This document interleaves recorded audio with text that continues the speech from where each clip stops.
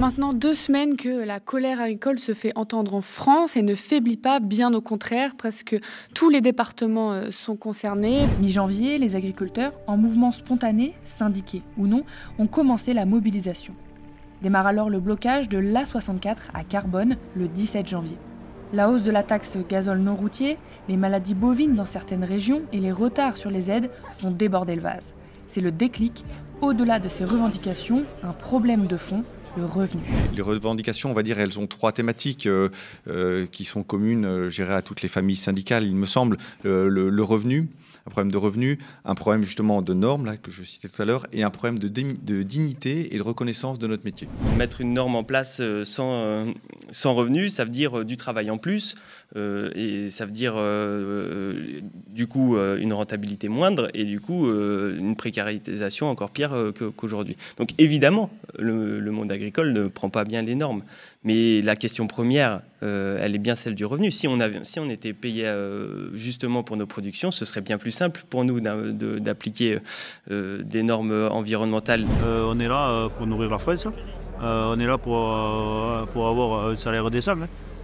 Qui dit salaire décent, c'est avoir au moins le SMIC. On fait des heures, énormément d'heures, mais on n'est pas rémunéré à la juste valeur. On peut effectivement parler d'un problème de normes, mais il faut aller un peu plus loin que ça. Ce n'est pas les normes en tant que telles qui effectivement se veulent souvent être protectrices pour la santé, en premier lieu aussi des agriculteurs, mais effectivement il y a un problème d'accompagnement aux normes. Donc ce débat est un peu manipulé. Il faut effectivement que les normes, elles soient accompagnées de moyens financiers pour les mettre en œuvre et qu'elles ne soient pas trop lourdes administrativement. Parce que sinon, aujourd'hui, qui est capable de les mettre en œuvre? C'est les agriculteurs qui ont les moyens de se payer des sous-traitants, en fait, pour remplir leur dossier PAC, tellement c'est devenu complexe et incompréhensible. Il y a un système extrêmement inégalitaire à l'intérieur des agriculteurs et on disait, mais ils ont toujours été de droite ou est-ce qu'il y a une majorité qui est de droite? En tout cas, ils sont positionnés dans le mode de production, dans un rapport au travail qui est très ambivalent. Effectivement, il y a des agriculteurs pauvres qui n'ont pas de revenus. D'ailleurs, un certain nombre, oui, la majorité même par rapport à une petite minorité. On a par exemple 20% des agriculteurs qui captent 80% des aides de la PAC. Avec mon père, on est 2 sur l'exploitation. On se prélève 500 € chacun, tous les mois. Est-ce que vous en connaissez beaucoup, vous, des gens qui font jusqu'à 70 heures par semaine pour 500 €? J'ai un loyer de 400 €. Si j'avais pas mon conjoint qui ramène lui un SMIC à côté pour remplir le frigo et payer les factures, on ne mangerait pas. On ne dérange pas la grande distribution, on ne dérange pas les géants de l'agroalimentaire. Et puis, vaille que vaille, on y va. On fait semblant de faire des lois Egalim 1, 2, 3. Vous savez, moi, je les connais par cœur, ces lois. Elles ne changent rien. On ne va pas déranger les 4 centrales d'achat de la grande distribution. Leclerc, Système U, Carrefour et Intermarché. On ne va pas déranger Lactalis, le géant, plus grand producteur de produits laitiers du monde. On ne va pas déranger... tout tient en 3 chiffres. La grande distribution... 200 milliards d'euros de chiffre d'affaires. Okay, l'industrie agroalimentaire, 200 milliards d'euros de chiffre d'affaires. L'agriculture, 70 milliards d'euros de chiffre d'affaires. Cherchez l'erreur. Chez les agriculteurs, il y a ce sentiment qu'il y a un certain nombre de normes, de réglementations qui sont pour eux et qu'au même moment, on les met en concurrence via des traités de libre-échange qui sont signés par la Commission européenne avec des pays où les normes sociales et environnementales sont beaucoup plus faibles. Et donc, il y a ce sentiment d'injustice qui se manifeste. On ne peut pas être concurrentiel. Nous, en la France, on s'implose de laver plus blanc, de produire plus blanc que blanc. Et là, les produits qui rentrent, ils ne sont pas aux mêmes normes. Donc, à un moment donné, on est concurrencé par un produit qui ne correspond pas, donc qui est toujours moins cher que nous. Et la France, l'agriculture française va s'éteindre à petit feu à cause de ça. Mais il nous semble quand même qu'on ne peut pas non plus abandonner un certain nombre de normes qui sont des normes pour nous protectrices, y compris pour nous paysans, notamment un certain nombre de normes par rapport à l'utilisation des pesticides, par exemple. Mais ce qui nous semble fondamental, c'est que pour que ces normes puissent être applicables et puissent être comprises par les paysans, il faut aussi que les paysans ils puissent vivre de leur métier d'abord. Voilà, quand on vit bien de son métier, il y a certaines contraintes qu'on est à même d'accepter. Donc c'est pour ça qu'on revient toujours au revenu, ça nous semble essentiel. Et puis il nous semble aussi que l'agriculture, elle est là pour nourrir d'abord les gens. Mon métier, pour moi, c'est de nourrir des gens, c'est aussi préserver l'environnement dans lequel je vis. Ça me semble, en tant que paysan, fondamental. Et tout ça, je pense que c'est aussi des choses qu'il faut que l'agriculture prenne de plus en plus en main. Dans la société actuelle, il y a deux façons de refuser le libre-échange. Il y a une façon qui est, on va dire, la façon assez trompeuse de l'extrême droite, qui dit nous, on va vous protéger contre le capital étranger, la nation va faire corps, mais on ne change rien fondamentalement au système. Et il y a d'autres qui disent oui, le libre-échange est un problème, en tant qu'il organise des systèmes de compétition déloyaux qui passent en fait par le moins-disant social et le dumping, en fait. Et la question que ça pose, c'est donc du coup comment on fait pour organiser des échanges qui permettent de stabiliser les revenus et les conditions. On n'est pas contre justement des échanges sur lesquels on aurait des produits qu'on n'est pas capable de produire chez nous. Si on pense au Chili, on peut penser à du café ou alors des bananes, des choses comme ça, même si dans nos régions de Guadeloupe, Martinique, on fait des très bons produits. Je pense qu'il y a besoin d'avoir surtout les mêmes exigences, qu'on ne puisse pas importer des produits ou des productions alors qu'ils n'auraient pas les mêmes exigences que nous. Sinon, c'est du foutage de gueule et c'est de l'égoïsme. Ça veut dire que chez nous, il n'y a pas de problème, on va être vert, on est clean, mais on va importer des choses sur lesquelles il y aura peut-être des enfants qui travaillent, il y aura peut-être des produits qui sont interdits depuis 20-30 ans chez nous, qui polluent l'eau chez eux. Ça, c'est pas entendable, c'est pas responsable. Et donc, je pense que c'est exactement ça qu'il faut sur les traités, beaucoup plus de fermeté, d'exigence et des contrôles.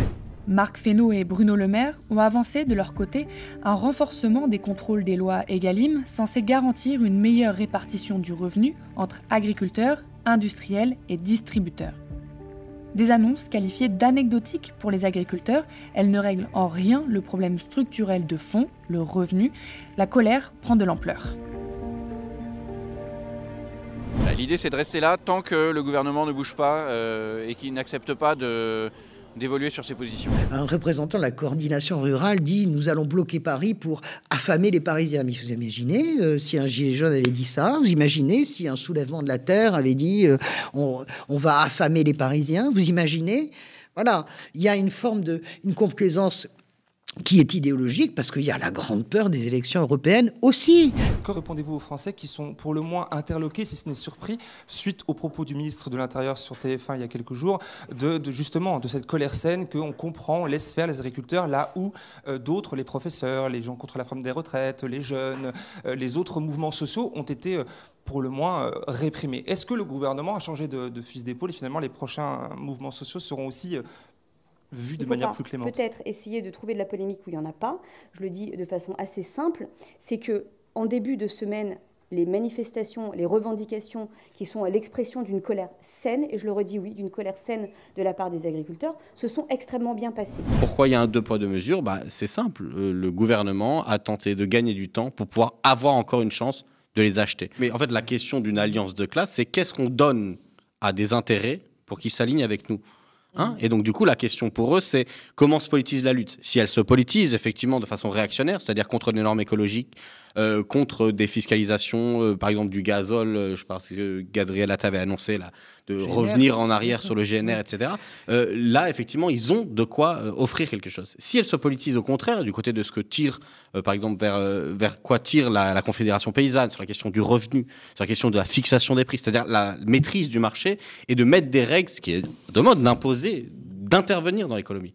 Contre les grandes surfaces, enfin la grande distribution, contre les groupes, là, ils ne peuvent pas. Ils vont être en blocage. C'est pour ça qu'ils gagnent du temps.